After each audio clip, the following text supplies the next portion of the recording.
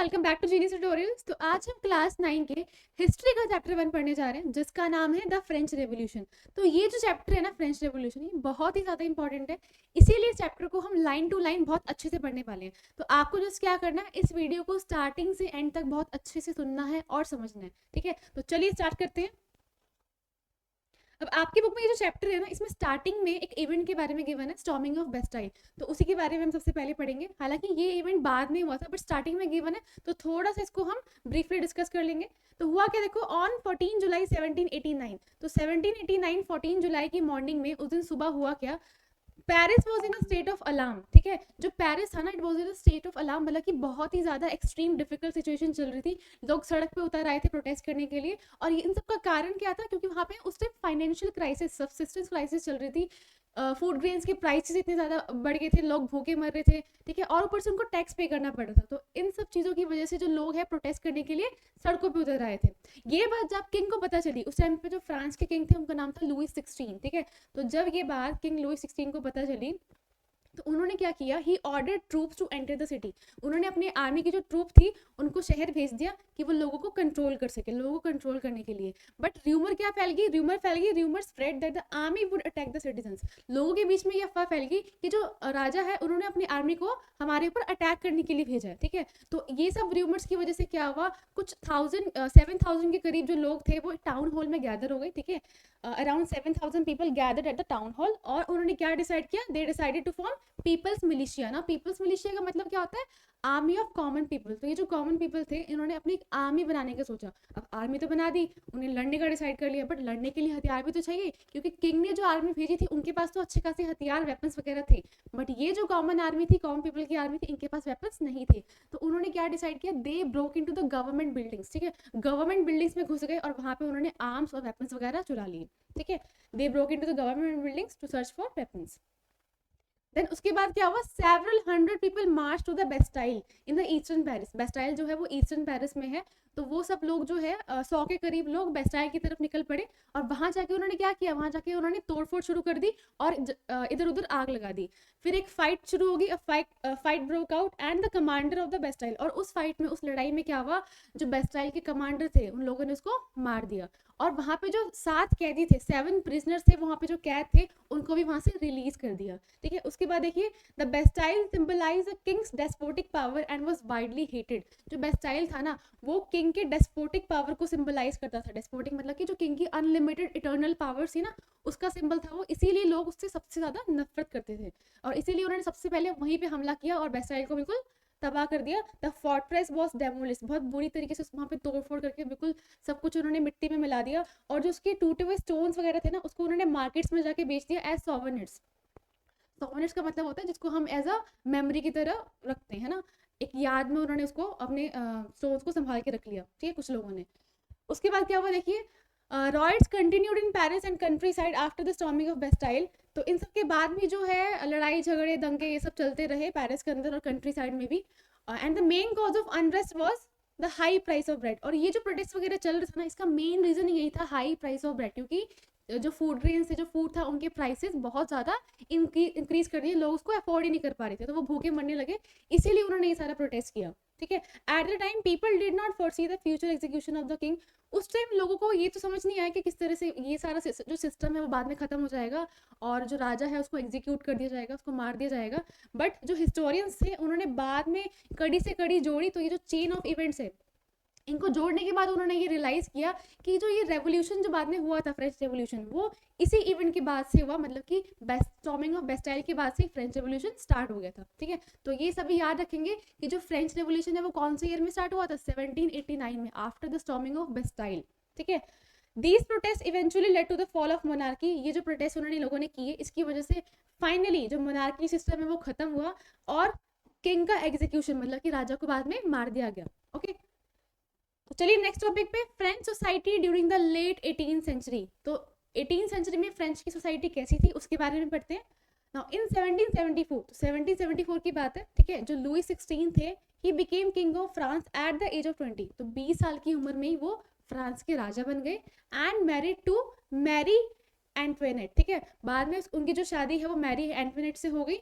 तो मतलब कि जो लुई 16 थे वो किंग थे फ्रांस के, और जो मैरी एंटवेनेट थे वो वहाँ की क्वीन थी। Okay, the treasury was empty, राजा बनने के बाद उन्होंने देखा कि जो खजाना है वो तो खाली है, मतलब कि ऑलमोस्ट खाली हो रहा है, ठीक है। तो उन्होंने क्या सोचा, अब ये जो खजाना था वो खाली क्यों हो रहा था, इसका मेन रीजन ये था, एक तो राजा और रानी बिल्कुल मस्त मजे से लेविश लाइफस्टाइल जी रहे थे, एक अच्छा खासा उनका रॉयल कोर्ट था, और दूसरा जो पैलेस ऑफ वर्सेलिस था, जिसके बारे में आप पढ़ोगे आगे, एक जगह है पैलेस ऑफ वर्सेलिस, वर्सेलिस के अंदर ही, ठीक है, वो मतलब बहुत ज्यादा रॉयल था, उसमें मेंटेनेंस कॉस्ट ही बहुत ज्यादा थी, ऊपर से इतने लंबे सालों तक जो है वॉर चलती थी फ्रांस में, ठीक है, और फ्रांस ने जो है अंडर लुइस 16 अमेरिका की हेल्प भी की, और 13 अमेरिकन कॉलोनीज को ब्रिटेन से आज़ादी दिलवाई। तो ये सब जो ये वॉर्स वगैरह हुए, मिलिट्री कैंपेन्स हुए, इन सब खर्चों में जो ट्रेजर था ना, मतलब जो उसका खजाना था राजा का, वो बहुत तेजी से खत्म होने लग गया, ठीक है।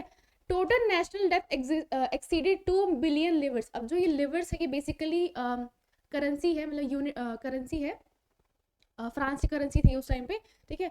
और ये जो नेशनल डेप्थ था, पूरा का पूरा जो कर्जा था, वो 2 बिलियन लिवर से भी ज्यादा हो गया, और lenders began charging 10% interest on loans, ठीक है, और जो भी स्टेट को लैंडर्स ने लोन वगैरह दिया था, वो उस पर 10% का इंटरेस्ट उन्होंने लगा दिया, ये मांगने लगे।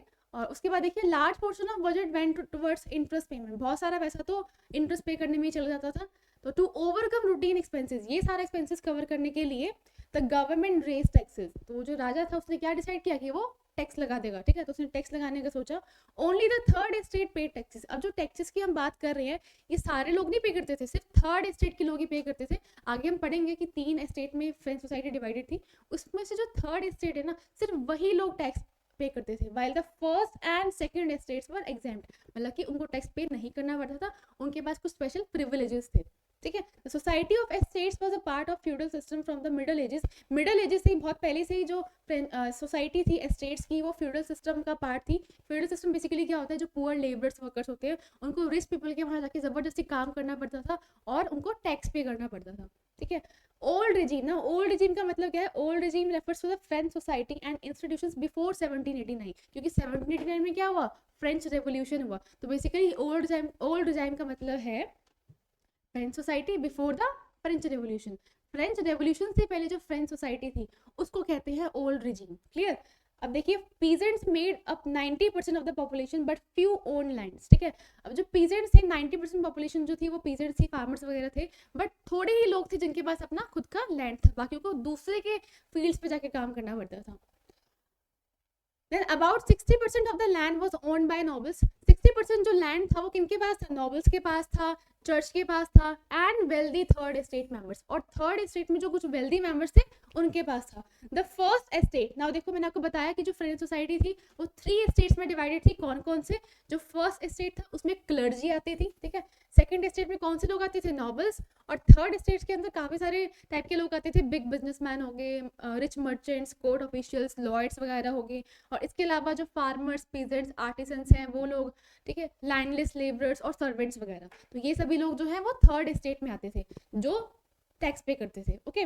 उसके बाद देखिए, जो ये फर्स्ट एस्टेट है जिसमें क्लर्जी, और सेकंड एस्टेट जिसमें नॉबल्स, नोबिलिटी वगैरह आते हैं, had privileges by birth including the tax exemption, मतलब इनको जो प्रिविलेजेस है ना वो बर्थ से, बाय बर्थ ही मिल जाता था, ठीक है, जन्म के बाद इनको मिल जाता था, और उन लोगों को कभी भी टैक्स पे नहीं करना पड़ता था, टैक्स पे करने से वो बचे रहते थे हमेशा।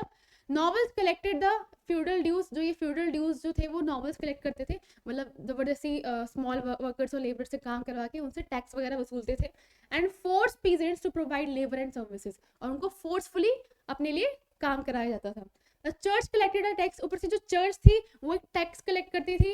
अब देखो, स्टेट को तो वो लोग टैक्स दे रहे हैं, ऊपर से चर्च को भी देना पड़ता था, और जो टैक्स चर्च को दिया जाता था ना उसका नाम था टिथिस, ठीक है, ये वर्ड इंपॉर्टेंट है, सभी याद रखेंगे। टिथिस का मतलब क्या है, tax paid to church, okay. Peasants वगैरह से ये टैक्स वसूला जाता था।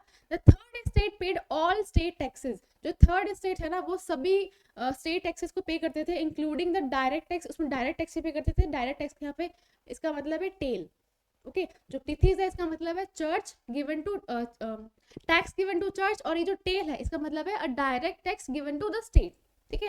And various indirect taxes on goods like salt and tobacco वगैरह, ठीक है। तो डायरेक्ट स्टेट तो डायरेक्ट टैक्स तो दे ही रहे हैं, ऊपर से कुछ इनडायरेक्ट टैक्सेस भी लगते थे गुड्स एंड सर्विसेज के ऊपर, okay. The third state bore the entire tax burden of the state, पूरे स्टेट का जो टैक्स का बर्डन था ना वो किसके ऊपर था, थर्ड स्टेट के ऊपर, मतलब मोस्ट ऑफ द जो टैक्सेस था वो it was paid by the third state, ठीक है।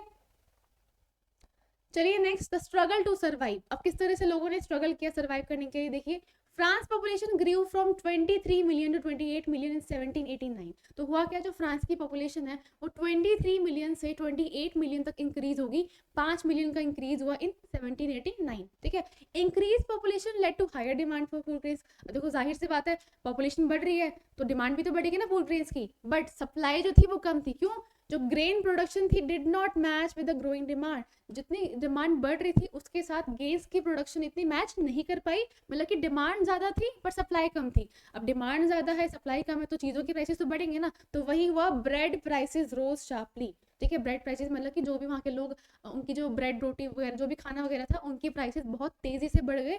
And most workers were low paid labours with fix wages. और ज्यादातर जो लोग थे उनको लेस वेजेस मिलते थे, कम पैसों पे उनको काम करवाया जाता था और उनकी वेजेस भी क्या होती थी, फिक्स होती थी। तो इसीलिए अब चीज़ों की महंगाई तो बढ़ रही है बट पैसे उनको इतने नहीं मिल रहे, तो इसकी वजह से क्या हुआ, वो उनको अफोर्ड ही नहीं कर पाए, खाना अफोर्ड नहीं कर पाए। Wages did not rise with prices, increasing inequality between rich and people. ठीक है, बहुत ज़्यादा इनइक्वालिटी होने लग गई थी रिच और पुअर पीपल के between.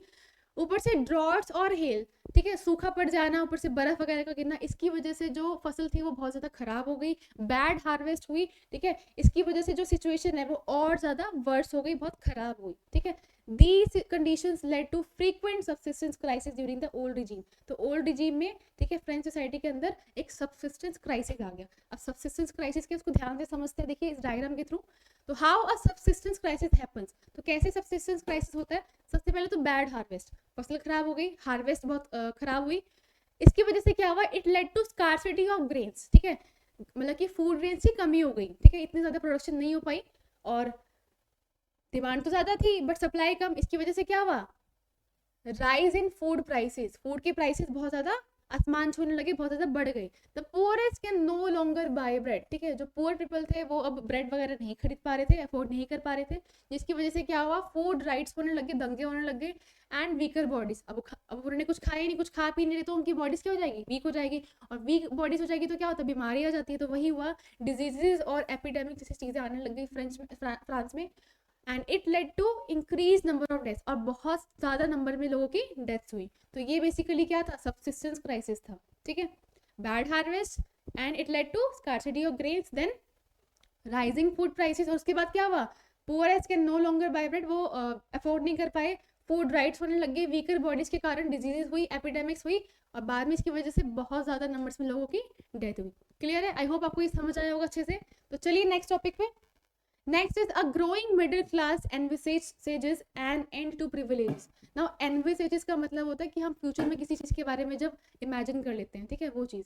So peasants and workers had revolted before, ऐसा नहीं कि peasants और वर्कर्स ने जो है पहले रिवोल्ट नहीं किया था, उन्होंने पहले भी रिवोल्ट किया था, बट उस टाइम पे क्या था, दे लैक्ड रिसोर्सेज, उस टाइम पे इतने रिसोर्सेज नहीं थे। तो अब उन्होंने प्लान किया कि वो पूरे सिस्टम को क्या करेंगे, चेंज कर लेंगे। ठीक है, prosperous and educated groups with in the third estate took the lead in seeking social change. एक सोशल चेंज लाने में जो प्रॉस्पेरस और जो एजुकेटेड लोग थे थर्ड स्टेट के, उन्होंने थर्ड स्टेट को लीड किया। ठीक है, और उसके बाद अब मिडिल क्लास एमर्ज, एक मिडिल क्लास निकल कर आई इन 18th सेंचुरी में, gaining wealth through trade and manufacturing, मतलब कि उन्होंने ट्रेड और मैन्युफैक्चर वगैरह करके बहुत ज़्यादा पैसे कमा लिए, और उसकी हेल्प से उन्होंने एजुकेशन गेन की, है ना। पहले उन्होंने मतलब कि पहले वो अमीर हुए पैसे कमा के, और बाद में उन्होंने एजुकेशन गेन की। उसके बाद क्या हुआ, देखिए दिस क्लास इंक्लूडेड मर्चेंट्स। अब इसके अंदर ये जो मिडिल क्लास की बात कर रहे हैं, इसके अंदर क्या क्या आते हैं, मर्चेंट्स आते हैं, manufacturers, lawyers and administrative officials. Okay, they believed in merit based social status. तो ये जो लोग थे इनका मानना था कि जो एक स्टेटस हम लोग को दे रहे हैं वो मैरिट बेस्ड होना चाहिए, मतलब कि कौन कितना एजुकेटेड है, किसको ज़्यादा समझ है, उसके अकॉर्डिंग इनको स्टेटस मिलना चाहिए। ये नहीं होना चाहिए कि उनको बाय बर्थ ही प्रिविलेजेस मिल रहे हैं, जो कि नॉबल्स और क्लर्जी को मिल रहे थे। देन फिलोसफर्स, अब ये जो लोग, इनको बाद में पता लग रहा था कि इनके साथ कितना गलत वगैरह हुआ, तो कुछ फिलोसफर्स का भी बहुत रोल रहा है। ठीक है, उनके आइडियाज़ को इंस्पायर करने के लिए, चेंज करने के लिए।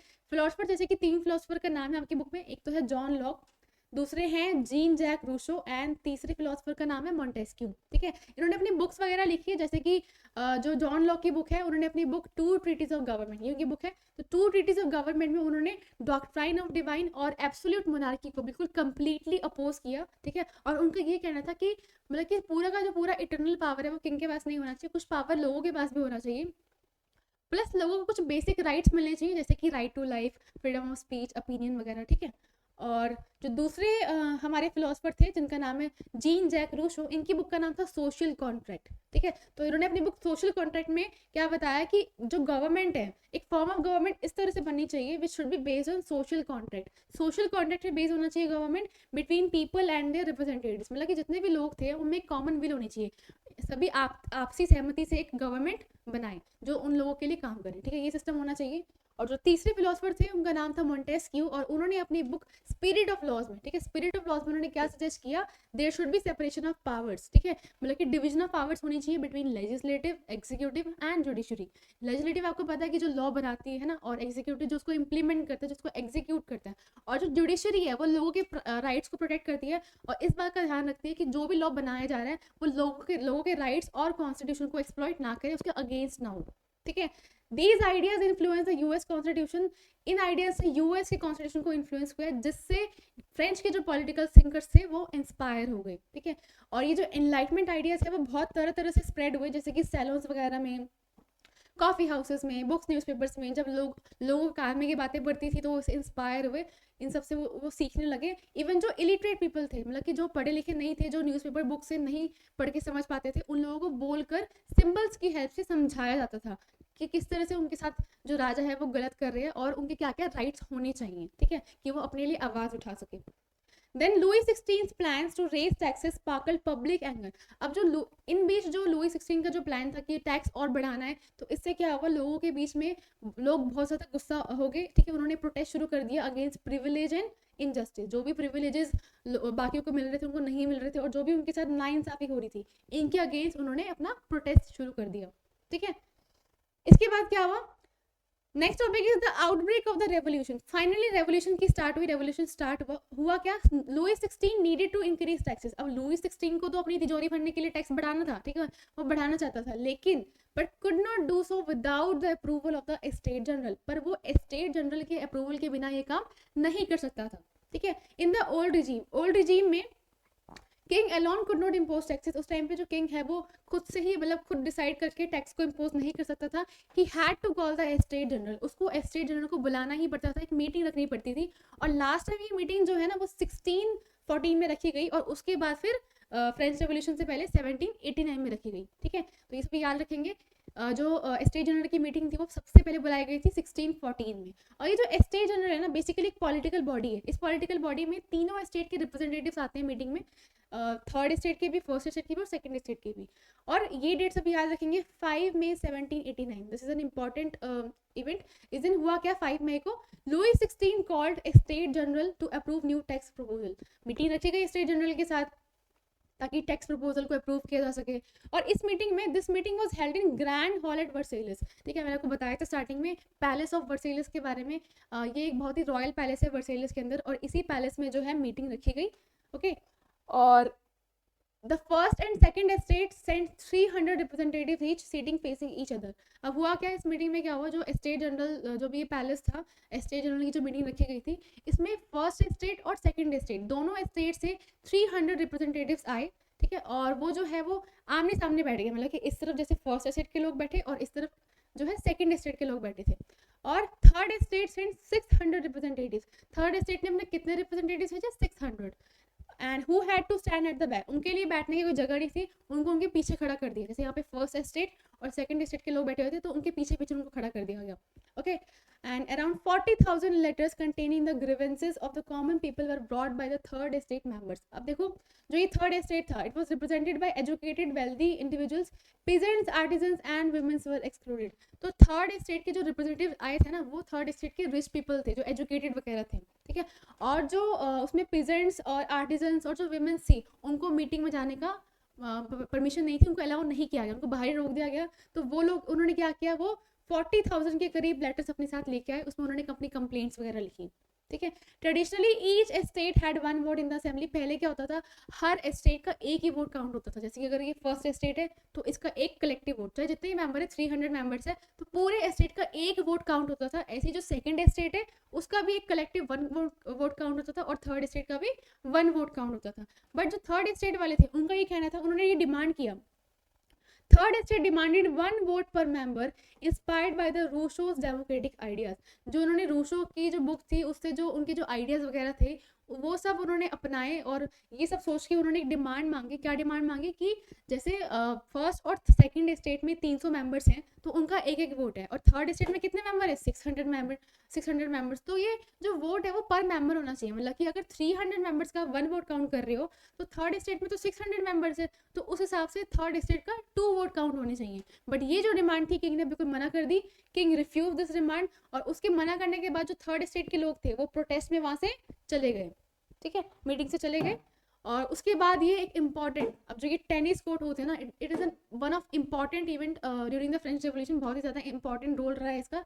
तो बाद में जब थर्ड स्टेट के लोग मीटिंग से चले गए थे तो उन्होंने क्या किया, 20 जून, ये सारी जो मीटिंग थी वो 5 मई को हुई थी। बाद में 20 जून को थर्ड स्टेट के लोगों ने आपस में एक मीटिंग रखी। वो लोग वर्सेलस में एक टेनिस कोर्ट है, वहाँ पे वो सब गैदर हो गए, इकट्ठे हो गए, और उन्होंने वहाँ पे क्या किया, उन्होंने डिसाइड कर लिया कि हम लोग एकजुट हो जाएंगे, यूनाइट हो जाएंगे। और उन्होंने आपस में सभी उन्होंने खुद को क्या डिक्लेयर कर दिया, एक नेशनल असेंबली डिक्लेयर कर दिया। और इस नेशनल असेंबली को किसने लीड किया, 2 लोग थे, एक तो थे मीराबो एंड जो दूसरे पर्सन थे एबी सईस। नाउ ये जो मीराबो थे, he is Mirabeau, he belong to noble estate, ठीक है, सेकंड एस्टेट को बिलोंग करते थे, एक नोबल थे जिन्होंने फ्यूडल सिस्टम को, फ्यूडल प्रिविलेजेस को कम्प्लीटली अपोज किया, ठीक है, वो इसके खिलाफ थे। हालांकि उन लोगों को प्रिविलेजेस मिलते थे बट ये उसके खिलाफ थे, तो इसीलिए उन्होंने थर्ड स्टेट की जो मीटिंग थी, जो नेशनल असेंबली थी, उसको उन्होंने ज्वाइन कर लिया, उसको लीड किया। और जो दूसरे थे, ही इज एबी सईस, ठीक है, एबी सईस जो थे वो एक प्रीस्ट थे, मतलब कि फर्स्ट स्टेट को बिलोंग करते थे। और उन्होंने एक पैम्फलेट भी लिखा था जिसका नाम था what is a third state, जिससे काफ़ी सारे लोग जो है वो बहुत ज़्यादा इन्फ्लुएंस हुए थे, इंस्पायर हुए थे। तो ये जो सारी मीटिंग थी, they met in an indoor tennis court at Versailles and took the tennis court oath. उन्होंने वहाँ पे कसम खा ली, एक ओथ ले ली that they will not disperse from there, ठीक है, वो वहाँ से हिलेंगे नहीं जब तक वो एक फ्रांस का नया कॉन्स्टिट्यूशन ना बना ले, ठीक है। इसके बाद देखिए, France was in crisis due to harsh winter leading to poor harvest and rising bread prices. तो देखो इतना ज़्यादा, जो इतनी ज़्यादा वो ठंड पड़ी वहाँ पे, तो विंटर के कारण जो है वो हार्वेस्ट बहुत ज़्यादा ख़राब होने लग गए क्रॉप्स के, और चीज़ों की प्राइसेस बढ़ गई, जिसकी वजह से फ्रांस में जो है क्राइसिस चल रहा था, food crisis, subsistence crisis, bakers hoarded supplies. अब देखो एक तो फूड क्राइसिस चल रहा है वहाँ पे, ठीक है, लोग खाने पीने के लिए मर रहे हैं, चीज़ों की इतनी महंगाई हो गई। और जो बेकर्स थे उन्होंने क्या किया, होर्डेड मतलब कि उन्होंने सीक्रेटली जो है जो भी फूड ग्रेन्स ब्रेड्स वगैरह थे उन्होंने स्टोर कर लिया, सीक्रेटली स्टोर कर लिया बहुत ज़्यादा अमाउंट में, लीडिंग टू एंग्री क्राउड, जिसकी वजह से जब क्राउड को ये बारे में पता लगा तो लोग वहाँ पे बहुत ज़्यादा गुस्सा हो गए, और जो स्पेशली वुमेन्स थी उन्होंने शॉप्स पे जाके तोड़ फोड़ शुरू कर दी। Okay, then king Louis 16 order troops into Paris. तो इसके बाद जब ये सारी बातें किंग 16 को पता चली तो उन्होंने क्या किया, अपने आर्मी ट्रूप को ऑर्डर किया कि जाके शहर में जाओ और लोगों को कंट्रोल करो। ओके, देन 14 जुलाई को क्या हुआ, the people stormed and destroyed the Bastille. तो 14 जुलाई को जो हमने स्टार्टिंग में पढ़ा, तो स्टार्टिंग में जो हमने इवेंट पढ़ा था ना, जो भी वहाँ पे हुआ था वो सारा अब हुआ था बाद में, जब फ्रेंच रेवोल्यूशन स्टार्ट होने से पहले। तो हुआ क्या, 14 जुलाई को जो हम पढ़ चुके हैं कि लोग बेस्टाइल की तरफ गए और वहाँ जाके उन्होंने पूरे बेस्टाइल को तबाह कर दिया और वहाँ के कमांडर को भी मार दिया, और जो बेस्टाइल था बेसिकली एक सिंबल ऑफ रॉयल ऑपरेशन था, उसको पूरा उन्होंने खत्म कर दिया। In the country side peasants fearing attacks from brigades. Country side में क्या होता था, जो पीजेंट्स वगैरह थे उनको ब्रिगेड्स के अटैक का बहुत ज़्यादा डर रहता था। जो ब्रिगेड से बेसिकली कह सकते हैं कि रॉबर्ट्स वगैरह जो आके उन लोगों का सामान लूटते थे, उनसे ज़बरदस्ती सामान टैक्स वगैरह वसूलते थे, पैसे वसूलते थे, और उनकी ज़मीनें के जो डॉक्यूमेंट्स थे वो भी ले लेते थे।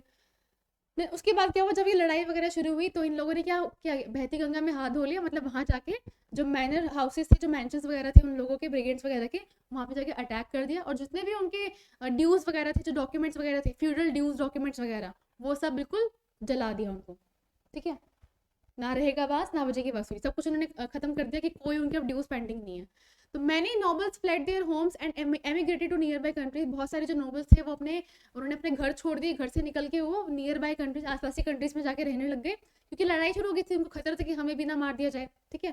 Then eventually Louis 16 recognise the national assembly. बाद में फाइनली जो है लुई 16 ने नेशनल असेंबली की बातें मान ली और एक कॉन्स्टिट्यूशनल मोनार्की के लिए वो एग्री कर गए, ठीक है।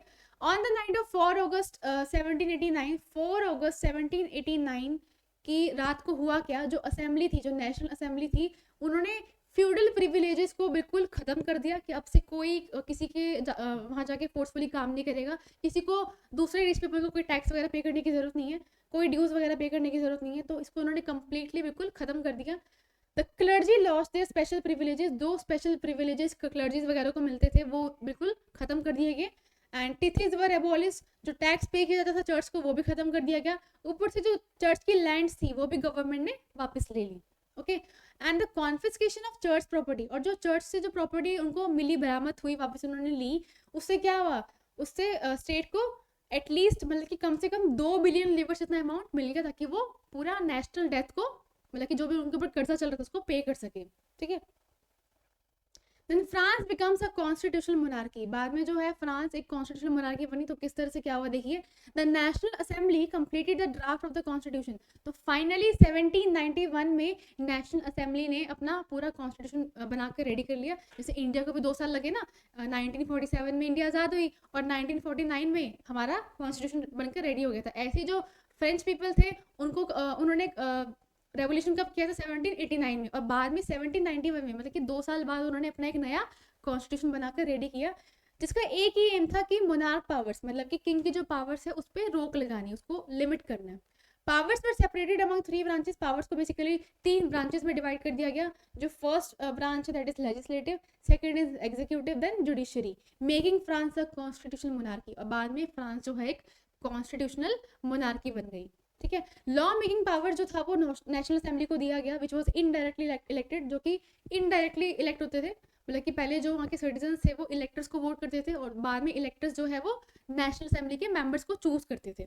तो होता क्या, देखो ये जो लेजिस्लेचर है नेशनल असेंबली, इसमें 745 के करीब मेंबर्स होते थे और इनको कौन वोट देता था, इलेक्टर्स, और जो इलेक्टर्स है इलेक्टर्स को कौन वोट देता था, वहाँ के सिटीजन्स। ओके, अब सिटीजन्स में देखिए जो एक्टिव सिटीजन्स हैं, पैसिव सिटीजन्स हैं, ठीक है सर हम पढ़ेंगे। तो citizens voted for electors, citizens जो है वो इलेक्टर्स को वोट देते थे, who then choose the members of the assembly, वो बाद में जो है इलेक्टर्स नेशनल असेंबली के मेंबर्स को चूज करते थे। Only men over 25 who paid taxes, जो मेंस होते थे जिनकी एज 25 या उससे ज़्यादा थी वही उन लोगों को ही वोटिंग राइट्स था, प्लस जो लोग एक लेबर, जैसे एक लेबर जो है लेबर की जो कम से कम 3 दिन की जो कमाई होती है ना, एक लेबर की 3 दिन की जो कमाई होती है उसके जितना जो टैक्स पे करता है, मतलब वो मेंस, उनको वोटिंग राइट्स अलाउड थे। विमेंस और चिल्ड्रंस को वोटिंग राइट्स अलाउड नहीं थे, प्लस जो मैन टैक्स वगैरह पे नहीं करते थे उनको भी वोटिंग राइट्स अलाउड नहीं थे। टू बिकम एन इलेक्टर, मतलब कि अगर इलेक्टर और असेंबली का मेंबर बनना है तो उसके लिए किसी को भी मतलब कि ज़्यादा से ज़्यादा टैक्स पे करना पड़ता था। ठीक है, the constitution begin with declaration of rights of man and citizen, constitution किससे स्टार्ट होता है, declaration of rights of the man and citizen, और इसके अकॉर्डिंग क्या हुआ, इसमें लोगों को जो है कुछ नेचुरल और इनएलिएनेबल राइट्स दिए गए, मतलब कि जो उनको बाय बर्थ मिलते थे, और मतलब कि जो लोगों को बाय बर्थ मिलना चाहिए और उनसे कोई बिल्कुल भी किसी भी हाल में नहीं छीन सकता, ऐसे राइट्स, जैसे कि right to life, okay, freedom of speech, freedom of opinion, है ना, और इक्वालिटी बिफोर द लॉ, कि लॉ के आगे सारे इक्वल है, सबके साथ इक्वल ट्रीटमेंट होना चाहिए। ठीक है, state had duty to protect these rights for every citizen, और स्टेट की ये ड्यूटी थी कि वो हर सिटीजन के ये बेसिक राइट्स को प्रोटेक्ट करे। देन कुछ पॉलिटिकल सिंबल्स हैं, जैसे कि मैंने आपको बताया कि जो कुछ इलिटरेट लोग थे जिनको बुक्स वगैरह से कुछ एनलाइटमेंट नहीं हुई, तो उनको बोलकर और सिंबल्स की हेल्प से ये समझाया जाता था।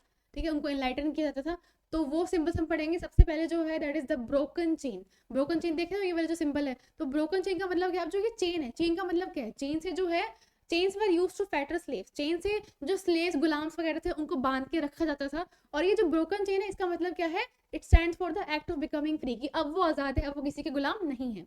ठीक है, then the bundle of rods and fasces, जो ये बंडल ऑफ रोड्स इसको फेसेस भी कहते हैं, इसका मतलब क्या, देखो अगर आपके पास एक रोड है तो एक रोड को आप बहुत ताकत लगा के तोड़ सकते हो, लेकिन ऐसी अगर रोड्स कुछ बंडल में बन जाए, मतलब कि उन रोड्स का जो एक बंडल आ जाए, तो उस बंडल को तोड़ना बहुत मुश्किल है ना। One road can be easily broken but not an entire bundle, क्यों, क्योंकि strength lies in unity, unity में ही क्या है, स्ट्रेंथ है। अगर आप यूनाइट हो तो आपको कोई भी नहीं तोड़ सकता, आप स्ट्रांग हो, मजबूत हो। उसके बाद है the I with in triangle radiating light, तो ये जो ट्राइंगल है इसके अंदर ये जो रेडिएटिंग आई है, मतलब कि जो रोशनी से निकल रही है आई है, इसका मीनिंग क्या है, the all seeing I stands for knowledge. ठीक है, इसका मतलब क्या, नॉलेज, जो ये आई सब कुछ देख पा रही है इसका मतलब है knowledge. And the rays of the sun will drive away the clouds of ignorance, है ना, हम सबको पता है कि जो सन की रेज है उससे क्या होता है, जब से सन की रेज पड़ती है तो क्लाउड्स दूर चले जाते हैं ना, तो sun of rays will drive away the clouds of ignorance. Then the other symbol is sceptre, तो इसका मीनिंग क्या है, it is a symbol of royal power, मतलब कि जो किंग की जो पावर है उसको ये सिंबलाइज करता है। Then snake biting its tail to form a ring, अब ये जो सिंबल है जिसमें आपको लग रहा होगा कि कैसा स्नेक है जो अपनी पूंछ ही खा रहा है, तो इसका मतलब क्या है, ये जो बेसिकली ये जो स्नेक है ना, तो इससे एक रिंग बन रही है ना, एक रिंग फॉर्म हो रही है, और इसका मतलब क्या है, इट सिंबलाइज इटर्निटी। ये इटर्निटी को सिंबलाइज कर रहा है, मतलब कि आपको पता है जो रिंग होती है ना, जो ये पूरा साइकिल है, इसका ना तो कोई बिगनिंग होता है, ना शुरुआत है, और ना ही कोई एंड है, ठीक है। तो ये इटर्निटी को सिंबलाइज कर रहा है। इटर्निटी मतलब विच इज फॉर एवर, मतलब जो कभी खत्म ना हो, जिसका ना कोई अंत है ना कोई शुरुआत है। ओके, देन इसके बाद आता है red Friesian cap. Now red Friesian cap क्या है, इस तरह से ये रेड कैप है, बेसिकली ये वो लोग पहनते थे जो पहले स्लेव्स थे, है ना, अब बाद में जब वो फ्री हो गए थे तो उस चीज को शो करने के लिए ये एक रेड कलर का कैप पहना जाता था, इसको कहते हैं रेड फ्रीजियन कैप। क्लियर। इसके बाद है ब्लू व्हाइट रेड। अभी जो ब्लू व्हाइट रेड है ये क्या चीज है, इसका सिंबल ये है। तो ब्लू व्हाइट रेड का मतलब है national colours of France, France के नेशनल कलर्स, ठीक है। देन द विंग्ड वुमेन, ना ये जो सुंदर सी लेडी आपको दिख रही है ना जिसके ऐसे विंग्स हैं, ठीक है, इसका मतलब है पर्सोनिफिकेशन ऑफ लॉ, ये लॉ को शो कर रही है, ठीक है, लॉ को शो कर रही है कि कानून जो है सबके लिए बराबर है। द लॉ टैबलेट, अभी जो लॉ टैबलेट है ये वाला सिंबल, इसका मीनिंग क्या है, the law is same for all, ये जो लॉ है वो सबके लिए सेम है, and everyone is equal before law, सभी लॉ के आगे बराबर है। और ये जो लेडी थी ना, ये लॉ को शो कर रही है, मतलब कि ये शो कर रही है कि सभी को जस्टिस मिलना चाहिए, किसी के साथ कोई बुरा नहीं होगा, सभी को इंसाफ मिलेगा। तो I hope all the symbols are clear to you. तो चलिए नेक्स्ट टॉपिक पे। The next topic is France abolishes monarchy and becomes a republic। तो किस तरह से फ्रांस में जो है मोनार्की सिस्टम बिल्कुल कंप्लीटली खत्म हो गया और वहां पे फ्रांस को रिपब्लिक डिक्लेयर कर दिया गया। तो let's see, despite signing the constitution को साइन करने के बाद भी जो लुई 16 है वो सीक्रेटली नेगोशिएशंस में से with the king of Prussia, और जो प्रूशिया के जो किंग थे उनका भी ये मानना था कि मतलब इनकी हेल्प करनी चाहिए, क्योंकि अगर इस तरह से रेवोल्यूशन फ्रांस में चलता रहा तो कल को इनके जो कंट्री है प्रूशिया, वहाँ पे भी जो लोग हैं वो भी रेवोल्यूशन स्टार्ट कर देंगे। तो उस चीज़ को दबाने के लिए इन्होंने सोचा कि वो लुई 16 की हेल्प करेंगे। और जो दूसरे यूरोपियन रूलर्स थे उनका भी ये प्लान था कि वो फ्रांस में जो रेवोल्यूशन चल रहा है उसको रोक सके, तो उन्होंने भी लुई 16 की हेल्प करना चाहा, बट पूरी बाजी को पलट दिया नेशनल असेंबली ने। हुआ क्या, अप्रैल 1792 में जो नेशनल असेंबली थी उन्होंने प्रूशिया और ऑस्ट्रिया के ऊपर वॉर डिक्लेयर कर दी, क्योंकि इनको किसी मतलब कि खुफिया तरीके से जानकारी मिली कि जो ये लुई 16 किंग है ये अपने भाई बंधुओं के साथ मिलकर प्लानिंग कर रहा है फ्रेंच रेवोल्यूशन को रोकने के लिए। तो उन्होंने क्या किया, इन्होंने उनके ऊपर ही वॉर डिक्लेयर कर दी। तो उसके बाद क्या हुआ, थाउजेंड्स ऑफ वॉलंटियर्स जो थे उन्होंने आर्मी को ज्वाइन कर लिया, ठीक है, और उन्होंने युद्ध की जो लड़ाई थी वो उन्होंने शुरू कर दी अगेंस्ट मोनार्की एंड एरिस्टोक्रेसी, जो कहाँ चल रही थी, यूरोप के अंदर जो ये मोनार्की सिस्टम चल रहा था उसको खत्म करने के लिए इन्होंने एक वॉर शुरू करी।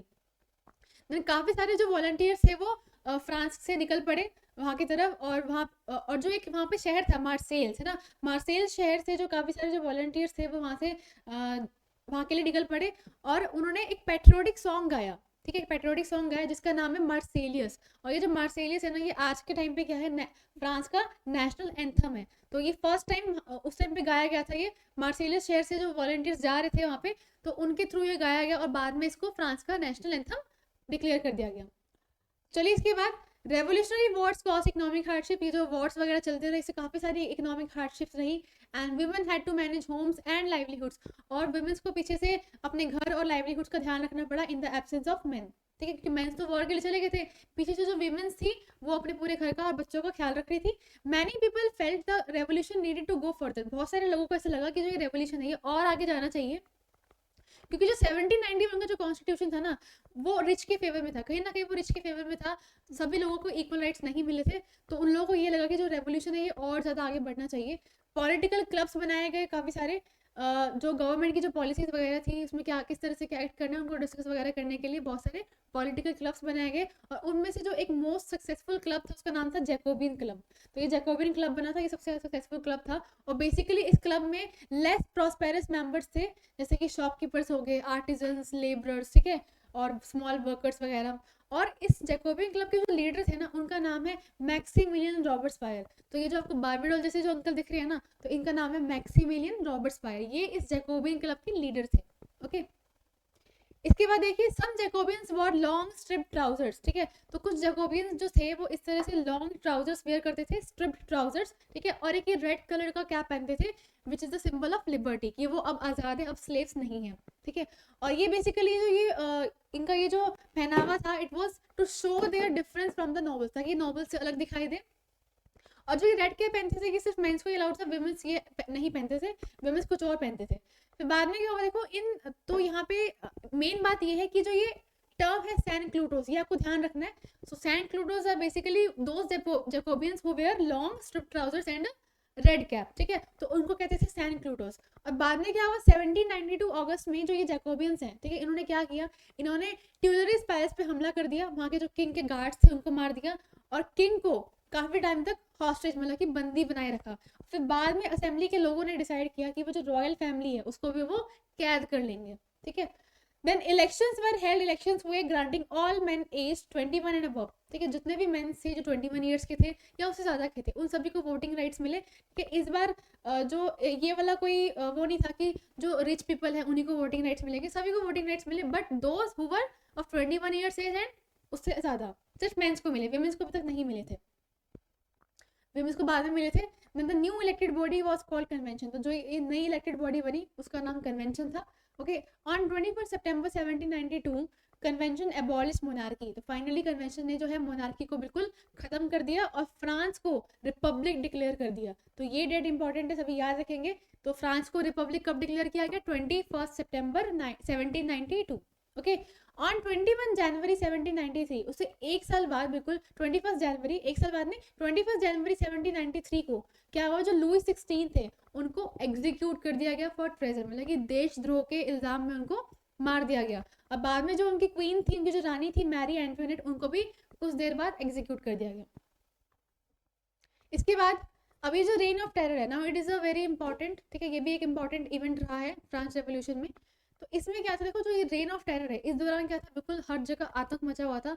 जो जैकोबियन क्लब के जो लीडर थे रॉबर्टस्पायर, उन्होंने पूरा अपना आतंक मचाया हुआ था, बहुत ही स्ट्रिक्ट रूल्स और पनिशमेंट रखते थे वो सब लोगों के लिए। तो ये जो 1793 से 1794 ये जो एक साल का जो ये पीरियड है, इसको बोला गया है period of rain of terror, ठीक है, ये सभी याद रखेंगे। रॉबर्टस्पायर एनफोर्स स्ट्रिक्ट कंट्रोल, उनका जो कंट्रोल करने का तरीका था वो बहुत स्ट्रिक्ट था, बहुत पनिशमेंट्स वगैरह वो देते थे। Targeting anyone considered enemy of the Republic, जो भी थोड़ा सा भी उनके खिलाफ जाने की कोशिश करता था वो उसको दुश्मन मान लेते थे, एनिमी मान लेते थे, और उसको वो एग्जीक्यूट कर देते थे, मार देते थे। उसके बाद देखो दिस इंक्लूडेड, तो इसके अंदर कौन कौन आते थे, नॉबल्स, क्लर्जी, ठीक है, rival political members and even his own party members, ठीक है, हु डिसएग्रीड विद देम, जो भी उनके खिलाफ जाता था, मतलब उनसे डिसएग्री करता था, उसको वो एग्जीक्यूट कर देते थे इस गिलोटिन मशीन से, ठीक है। ये गिलोटिन मशीन है बेसिकली। इस मशीन में क्या होता है, ऊपर ये जो ब्लेड है ना और नीचे ये जो स्पेस है ना, इसके अंदर ऐसे सर डालते हैं और ऐसे ये ब्लेड नीचे और सर धड़ से अलग, ऐसे सर कलम कर दिया जाता था। तो इस तरीके से इतने क्रूअल तरीके से लोगों को मारते थे। accused individuals were tied by the revolutionary tribunal, तो इस तरह से रेवोल्यूशनरी ट्रिब्यूनल होता है, इसमें उनको रस्सी से बांधा जाता था।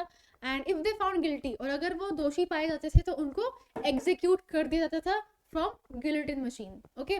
The guillotine a B heading machine, तो बेसिकली बी हेडिंग मतलब कि जो सर को सर से अलग कर देती है, सर अलग कर देती है, इस टाइप की एक डिवाइस थी जिसको बनाया था इसके इन्वेंटर डॉक्टर गिलोटिन ने, और इन्हीं के नाम पे इस मशीन का नाम रखा गया, ओके। इसके बाद Robespierre government cap wages and prices, तो रॉबर्ट्सपायर के गवर्नमेंट ने जो है जो वेजेस और प्राइसेस थे ना हर चीज़ के बिल्कुल फिक्स कर दिए। उससे क्या हुआ, मीट और ब्रेड्स जो है वो एक फिक्स प्राइस पे सेल किए गए, और जो पीजेंट्स थे they were forced to sell grains in cities at fix prices, मतलब उनको मजबूर किया गया, वो फोर्स थे फिक्स प्राइसेस में बेचने के लिए, क्योंकि अगर वो फिक्स प्राइसेस पे नहीं बेचते, अपने अकॉर्डिंग बेचते तो उनको बहुत ज़्यादा फायदा मिलता, बट अब उनको फिक्स प्राइसेस पे बेचना पड़ रहा है जिससे उनको थोड़ा बहुत नुकसान हो रहा है। Use of white floor was banned, white floor मतलब कि जो मैदा था उसका यूज बिल्कुल बैन कर दिया गया। और जो लोग थे people had to eat quality bread made of the whole wheat, जो लोग थे उनको होल व्हीट से बने हुए ब्रेड्स खाने पड़ रहे थे। Equality was enforce in speech, ठीक है, इक्वालिटी को स्पीच के अंदर लाया गया, मतलब कि सभी को इक्वल ट्रीट किया गया। बोलचाल में भी इक्वालिटी लाई गई, जैसे कि पहले क्या होता था, टाइटल्स लाइक मॉन्सियर एंड मैडम, मॉन्सियर मतलब कि जो मेल्स थे उनके लिए और मैडम जो फीमेल्स थी उनके लिए टाइटल्स यूज किया जाता था। तो अब रॉबर्ट्सपायर के अकॉर्डिंग जो है वो सभी को इक्वल ट्रीट किया जाना चाहिए, तो कोई अब मॉन्सियर या मैडम नहीं है, सभी को साइटोवियन से बुलाया जाता था। साइटोवियन का मतलब है सिटीजन, ठीक है, सभी वहाँ के नागरिक के सिटीजन है और इसके अलावा कुछ नहीं। चर्चेज वर क्लोज, चर्चेज को बिल्कुल बंद कर दिए गए और एंड रीपर्पज एज बैरक्स और ऑफिस, और वहाँ पे गवर्नमेंट ऑफिस वगैरह बनाए गए। चर्चेज को बिल्कुल कंप्लीटली बंद कर दिया उन्होंने। Robespierre harsh measures eventually led to loss of support. तो ये जो रॉबर्ट स्पायर का जो हार्श तरीका था गवर्नमेंट को चलाने का, ये लोगों को बिल्कुल पसंद नहीं आया, और लोग जो पहले उनको सपोर्ट करते थे, जैकोबिन क्लब का लीडर बनाया था, अब वो उनके खिलाफ थे, ठीक है। अब वो रॉबर्ट स्पायर ने बिल्कुल भी उनका सपोर्ट खो दिया था, और इससे क्या हुआ, इन जुलाई 1794 में ही वॉज अरेस्टेड, उनको अरेस्ट कर लिया गया और उनको इसी गिलोटिन मशीन से नेक्स्ट डे बिल्कुल उसका पत्ता काट दिया, मार दिया गया। A directory rules France. तो आफ्टर रॉबर्ट स्पायर गवर्नमेंट के बाद, मतलब कि फॉल ऑफ जैकोबियन गवर्नमेंट के बाद जो है एक डायरेक्टरी आई और वो पूरे फ्रांस को रूल करने लगी। तो हुआ क्या, जो वेल्दियर मिडिल क्लास थी, ठीक है, जो वेल्दी मिडिल क्लास थी, उन्होंने सारा का सारा पावर अपने कंट्रोल में ले लिया। A new constitution was introduce, तो फिर से एक नया कॉन्स्टिट्यूशन बनाया गया that denied voting rights to non property owners. तो पहले क्या था कि जिनके पास प्रॉपर्टी थी नहीं थी, बस 21 या उससे ज़्यादा एज के जो मेन थे उन सभी को वोटिंग राइट्स है, बट अब जो नॉन प्रॉपर्टी ओनर्स थे उनको उनसे वोटिंग राइट्स छीन ली गई, ठीक है। It establish 2 elected legislative council, 2 legislative council बनाए गए which in turn appointed a directory, और फिर वहाँ से एक डायरेक्टरी अपॉइंट की उन्होंने, जिसमें 5 मेंबर्स थे। इस तरह से 5 मेंबर्स होते थे। This system was design to prevent power concentration. ये जो सिस्टम था ना सारा का सारा, जो उन्होंने 2 लेजिस्लेटिव काउंसिल बनाई, फिर डायरेक्टरी अपॉइंट हुई, ये सिस्टम इन्होंने इसलिए बनाया ताकि किसी एक सिंगल इंडिविजुअल के ऊपर के पास सारा का सारा पावर ना आ जाए, जो कि जैकोबियन गवर्नमेंट में चल रहा था। रॉबर्ट स्पायर के पास सारा का सारा पावर था, तो वो उन्होंने ये चेंज लाया इस दौरान। However, frequent conflicts between the directors and the councils cause political instability. अब देखो 2 legislative councils है, फिर डायरेक्टरी है जिससे 5 लोग हैं, तो अब हर किसी का अलग पॉइंट ऑफ व्यू होता है, तो वो सब मैच नहीं किया, जिससे उनके बीच में क्या हुआ, कॉन्फ्लिक्ट आने लग गए, और इसकी वजह से पॉलिटिकल इंस्टेबिलिटी आ गई। This instability eventually led to the rise of Napoleon Bonaparte. इसकी वजह से बाद में जो है नेपोलियन बोनापार्टे आए as a military dictator France के अंदर। डिस्पाइट चेंजेस इन गवर्नमेंट, भले गवर्नमेंट में चेंजेस होने लगे, the ideals of liberty equality before the law, जो फिलोसफर्स ने, जो एनलाइटमेंट थिंकर्स थे, जो उन्होंने इन लोगों के अंदर जो आइडियाज इंस्टिल किए थे, वो आज भी लोगों के अंदर जिंदा थे कि इक्वालिटी होनी चाहिए ना, बिफोर द लॉ, फ्रेटर्निटी होनी चाहिए। ये इन सभी की वजह से जो लोग थे अपनी लड़ाई के लड़ने लगे, मूवमेंट्स होते रहे throughout the 19th century. Did women have a revolution, आप मुझे बताइए, did women have a revolution? तो चलिए पढ़ते हैं। Most women of the third estate worked in low paying jobs. बहुत सी जो वुमेन थी थर्ड एस्टेट की, वो लो पे जॉब्स कर रही थी, जैसे कि स्विंग हो गया, लॉन्ड्री हो गया, सेलिंग गुड्स और डोमेस्टिक सर्विसेज। तो ये सब सर्विसेज कर रहे थे और इसके लिए उनको बहुत कम पैसे दिए जाते थे। ओके, एजुकेशनल अपॉर्चुनिटीज भी लिमिटेड थी। सिर्फ जो नोबिलिटी के जो डॉक्टर्स थे, या फिर जो कह लो वेल्दी जो पीपल थे, उन्हीं के डॉक्टर्स और उन्हीं की वुमेन्स को पढ़ने लिखने का हक था, उन्हीं को राइट से। तो एजुकेशनल अपॉर्चुनिटीज को बहुत ज़्यादा लिमिट कर दिया गया। Working women also handle house hold responsibilities. जो वर्किंग वुमेन्स थी उन्होंने अपने काम के साथ साथ अपने घर की जो रिस्पॉन्सिबिलिटीज थी उसको भी संभाला, including child care and food preparation. इसके बाद वुमेन फाउंड पॉलिटिकल क्लब्स। अब ये इन सब से क्या हुआ, वुमेन्स ने अपनी कुछ पॉलिटिकल क्लब्स बना ली इन सब चीज़ों को डिस्कस करने के लिए। And newspapers to express their demands, और न्यूज़पेपर में भी अपने डिमांड्स को एक्सप्रेस किया। Around 60 such clubs were establish. फिर 60 पॉलिटिकल क्लब्स बनाए गए थ्रू वुमेन्स। उनमें से 2 पॉलिटिकल क्लब्स बहुत ज़्यादा फेमस रहे हैं उस दौरान। एक तो है द सोसाइटी ऑफ रेवोल्यूशनरी और दूसरा है रिपब्लिकन वुमेन, ठीक है। ये 2 जो पॉलिटिकल क्लब्स थे वुमेन के द्वारा बनाए गए थे, वो उस टाइम के मोस्ट नोटेबल वुमेन्स क्लब थे। Women demanded equal political rights. अब जो वुमेन्स थी उनकी डिमांड ये थी कि उनको भी इक्वल पॉलिटिकल राइट्स मिलनी चाहिए as voting, holding office and being elected, okay, जो कि पहले नहीं उनको दिया गया था। Constitution of 1791 disappointed women. जो 1791 में जो कॉन्स्टिट्यूशन बनाया गया था थ्रू नेशनल असेंबली, उससे जो वुमेन्स थी वो बहुत ज़्यादा अनहैप्पी थी, वो खुश नहीं थे बिल्कुल भी, क्योंकि उनको पॉलिटिकल राइट्स नहीं मिली। Every revolutionary law improve women's lifes by making girls education compulsory. बाद में जब कुछ रेवोल्यूशनरी लॉज बनाए गए, जिससे वुमेन्स की लाइफ को काफ़ी ज़्यादा इम्प्रूव किया गया, गर्ल्स की एजुकेशन कंपल्सरी कर दी गई, डाइवोर्स को अलाउ कर दिया गया और मैरिजेस को टर्न कर दिया गया इनटू सिविल कॉन्ट्रैक्ट। तो ये सारी चेंजेस बाद में आने लगे। Womens were allowed to train for profession. बाद में जो वुमेन्स थी वो किसी प्रोफेशन के लिए ट्रेनिंग उनकी अलाउ कर दी गई। एंड रन बिजनेस, और कोई भी बिजनेस रन करने के लिए अब वो अलाउड थी। During the reign of terror के दौरान क्या हुआ, womens political clubs were shut down. तो जब रॉबर्ट स्पायर का राज चल रहा था, उस टाइम क्या हुआ, जो ये वुमेन्स की जो पॉलिटिकल क्लास बनाई गई थी ना, उनको बिल्कुल शट डाउन कर दिया गया, बंद कर दिया गया, और बहुत से एक्टिविस्ट को तो पनिश कर दिया गया, मतलब उनको एग्जीक्यूट कर दिया गया, उनको मार दिया गया था। The struggle for equal rights and voting continued, but फिर भी इक्वल राइट्स के लिए और वोटिंग के लिए जो भी उनकी स्ट्रगल चल रही थी वो चलती रही over the next 2 century, 2 century तक चलती रही है। The role of French revolutionary women remained a symbol of inspiration. तो ये जो फ्रेंच रेवोल्यूशनरी वुमेन थी, इनका जो भी इंपॉर्टेंट रोल रहा है ना, इससे काफ़ी ज़्यादा इंस्पिरेशन मिलती है सबको, ठीक है, एक ये इंस्पिरेशन का सिंबल रहा है। Women in France gain the right to vote in 1946। Finally women's को वोटिंग राइट्स मिली in the year 1946। Then abolition of slavery. अब देखो उस टाइम पे बहुत ज़्यादा स्लेवरी भी होती थी, तो जैकोबियन रिजाइम एबोलिस्ट स्लेवरी। तो जब जैकोबियन गवर्नमेंट थी उस टाइम पे तो जो स्लेवरी थी उसको बिल्कुल ख़त्म कर दिया गया था in French colonies, making a major social reform. तो ये जो कैरेबियन कॉलोनीज हैं, अमेरिकन कुछ कॉलोनीज जैसे कि मार्टिनिक, ठीक है, ग्वाडेलोप एंड सैन डोमिंगो जैसी कुछ कॉलोनीज है, they supplied tobacco, indigo, sugar and coffee. तो ये जो अमेरिकन कॉलोनीज थी वो ये सारे गुड्स जो है वो यूरोप को सप्लाई करते थे। और ये सारे जो क्रॉप्स हैं इनको ग्रो करने के लिए भी तो अब लेबर की ज़रूरत है ना, तो शॉर्टेज ऑफ लेबर होने लगी प्लांटेशंस के अंदर। तो क्या हुआ, यहाँ से जो अफ्रीका है, अफ्रीका से काफ़ी सारे लोगों को एज अ स्लेव्स, है ना, वहाँ पे अमेरिका के लोगों ने इनको एज अ स्लेव खरीद लिया, फिर बाद में प्लांटेशन ओनर्स को उन्होंने बेच दिया, ठीक है, प्लांटेशन ओनर्स को बेच दिया और इनसे बहुत ज़्यादा काम कराया गया और ये सारे क्रॉप्स को ग्रो करवाया गया ताकि ये लोग कंटिन्यूसली इन चीज़ों को यूरोप में सप्लाई कर सके। तो एक ट्रायंगुलर स्लेव ट्रेड चल रही थी अमेरिका, यूरोप और अफ्रीका के बीच में। तो ये भी एक इंपॉर्टेंट क्वेश्चन बनता है यहाँ से, ट्रायंगुलर स्लेव ट्रेड का कौन सी 3 कंट्रीज हैं इसके बीच में, एक तो है अमेरिका, यूरोप और अफ्रीका, इन 3 कंट्रीज के बीच में ये ट्रायंगुलर स्लेव ट्रेड चल रहा था, ठीक है। French merchants bought African slave from local chieftains, transported them across the Atlantic in harsh conditions, है ना। जो ये फ्रेंच मर्चेंट्स थे ये स्लेव्स को खरीद लेते थे वहाँ से और उनको बहुत हार्श कंडीशंस में लाया जाता था अमेरिका के अंदर। Slaves were sold to plantation owners, मैंने आपको बताया प्लांटेशन ओनर्स को उनको बेच दिया जाता था और उनको बहुत ज़्यादा एक्सप्लॉइट किया जाता था। और इससे क्या हुआ, देखो जब उनको प्लांटेशन ओनर्स को बेच दिया गया तो वो बहुत ज़्यादा वहाँ पे उनसे क्रॉप्स वगैरह ग्रो करवाए गए, जिससे यूरोपियन मार्केट की जो डिमांड थी गुड्स के लिए वो बहुत ज़्यादा बढ़ गई। फ्रेंच की कुछ पोर्ट सिटीज थी जैसे कि बॉर्डेक्स और नैंटीज, वो बहुत ज़्यादा प्रॉस्पर मतलब कि ग्रो करने लगे due to the slave trade. Slave trade की वजह से ये कंट्रीज जो है बहुत ज़्यादा ग्रो करने लग गई थी। इन द 18th सेंचुरी में there was a little opposition to slavery. 18th century में जो स्लेवरी के खिलाफ लोगों ने थोड़ा बहुत बोलना शुरू करा and the national assembly avoided abolishing it due to the economic interest. तो उस टाइम पे लोगों ने बोलना तो शुरू किया था लेकिन नेशनल असेंबली ने इकोनॉमिक इंटरेस्ट के इश्यूज की वजह से इसको ख़त्म नहीं किया था।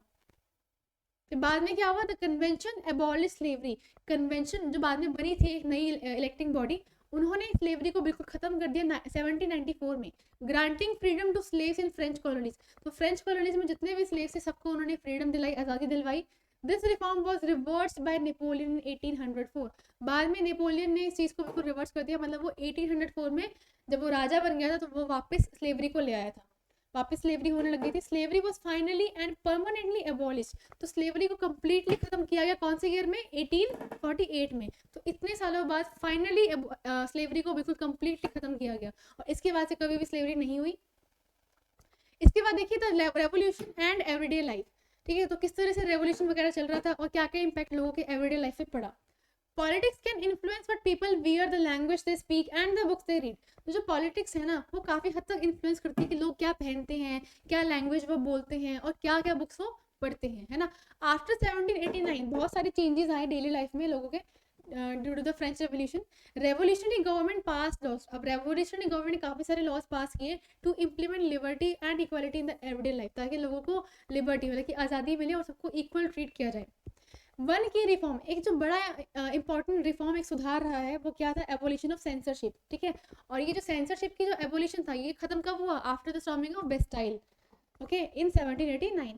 अंडर द ओल्ड रिजीम के अंडर जो बुक्स, न्यूज़पेपर्स और जो भी प्लेस वगैरह होते थे वहाँ पे उन सब के लिए उनको रॉयल फैमिली मतलब कि किंग्स वगैरह के अप्रूवल की जरूरत पड़ती थी, पर आज के टाइम पे ऐसा नहीं है। Declaration of rights of mans and citizen से क्या हुआ, वो लोग लोगों को कुछ राइट्स प्रोवाइड करते हैं जैसे कि फ्रीडम ऑफ स्पीच, ओपिनियन, है ना, right to life, equality before law.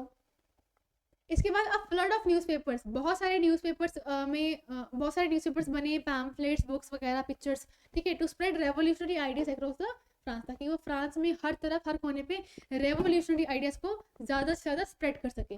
The freedom of press से क्या हुआ, उन्होंने अलाउ इस चीज़ से क्या अलाउ हुआ, opposing views to be publish and debated. तो जब से फ्रीडम ऑफ प्रेस आई तो अपोजिंग व्यूज, जो भी लोगों के अपोजिंग व्यूज वगैरह थे, जो डिबेट्स वगैरह थे, वो सब भी न्यूज़पेपर में पब्लिश होने लग गए। प्ले सॉन्ग्स एंड पब्लिक, इन सबका काफ़ी इंपॉर्टेंट रोल रहा है to spread the revolutionary ideas among the people of France, ठीक है, ताकि उन लोगों को लिबर्टी और जस्टिस मिल सके। These cultural activities made abstract political ideas accessible to the broader population। तो इन सब एक्टिविटीज की वजह से काफी सारे पॉपुलेशन को इन सब चीजों के बारे में पता लगा। इन 1804 फाइनली 1804 में देखो जो नेपोलियन बोनापार्टे है उसने अपने आप को फ्रांस का राजा घोषित कर दिया। ही begin conquering neighbouring European countries, वो आसपास की जो नेबरिंग कंट्रीज थी उसको उन्होंने हरा के जीत लिया। और नेपोलियन जो था उसने अपने आप को एक मॉडर्नाइजर कंसिडर कर लिया था, क्योंकि उसने बहुत सारे रिफॉर्म्स लाए सोसाइटी के अंदर, जैसे कि प्रोटेक्शन ऑफ प्राइवेट प्रॉपर्टी और डेसिमल सिस्टम वगैरह। Initially many Europeans view Napoleon as a liberator bringing freedom and reform. तो शुरू में क्या हुआ, बहुत सारे लोगों को ये लगा कि जो नेपोलियन है वो हमारे फायदे के लिए काम कर रहे हैं, हम लोगों को आज़ादी वगैरह दिलवा रहे हैं आसपास की कंट्रीज वगैरह से। लेकिन बाद में जो उनकी आर्मीज थी उन्होंने वो लोग हमला करने लगे थे लोगों के ऊपर, जो कि लोगों ने बहुत ज़्यादा अपोज किया था। उसके बाद क्या हुआ, Napoleon was defeated at the battle of Waterloo. Finally 1851 में नेपोलियन को बैटल ऑफ वाटरलू में हरा दिया गया, ठीक है। तो उसकी गवर्नमेंट का फॉल हो गया। After the fall of his government, उसे गवर्नमेंट के जाने के बाद भी उसकी जो रिफॉर्म्स और रेवोल्यूशनरी आइडियाज थी वो तब भी उसने लोगों तक काफ़ी ज़्यादा इम्पैक्ट छोड़ा था अपना। द फ्रेंच रेवोल्यूशन लेगेसी, जैसे कि लिबर्टी, डेमोक्रेटिक राइट है ना, जो कि फ्रेंच रेवोल्यूशन का एक सिंबल था, लिबर्टी, फ्रेटर्निटी और इक्वालिटी, उसका सिंबल था। Spread throughout the Europe in the 19th century, ये पूरे यूरोप में फैल गई थी 19th सेंचुरी में। फ्यूडल सिस्टम्स को खत्म कर दिया गया बहुत सारे रीजंस में, जिससे बहुत सारे लोग इंस्पायर हुए। Colonise people adapted the concept of freedom, वहाँ के जो कॉलोनाइज पीपल थे ना, जो वहाँ के बंद थे है ना, उन्होंने इनसे इंस्पायर हुए, वो उन्होंने कॉन्सेप्ट ऑफ फ्रीडम को अपनाया और वो अपने स्ट्रगल के लिए लड़ पड़े। बाद में क्या हुआ, टीपू सुल्तान और राम मोहन रॉय ने भी ये सारे रेवोल्यूशन आइडिया से कोई इन्फ्लुएंस हुए जो फ्रांस में चल रहा था। So this was all about this chapter. I hope आपको पूरा चैप्टर अच्छे से समझ आया होगा। अब आपको क्या करना है, आपको एनसीईआरटी की लाइन टू लाइन बिल्कुल अच्छे से रीडिंग करनी है, ठीक है। उससे आपको चैप्टर बहुत और भी अच्छे से क्लियर होगा, ठीक है। और अगर फिर भी कोई अगर आपको डाउट रहता है तो आप कमेंट सेक्शन में पूछ सकते हैं। और अगर आपको वीडियो अच्छी लगी तो do like, share and subscribe. Thanks for watching.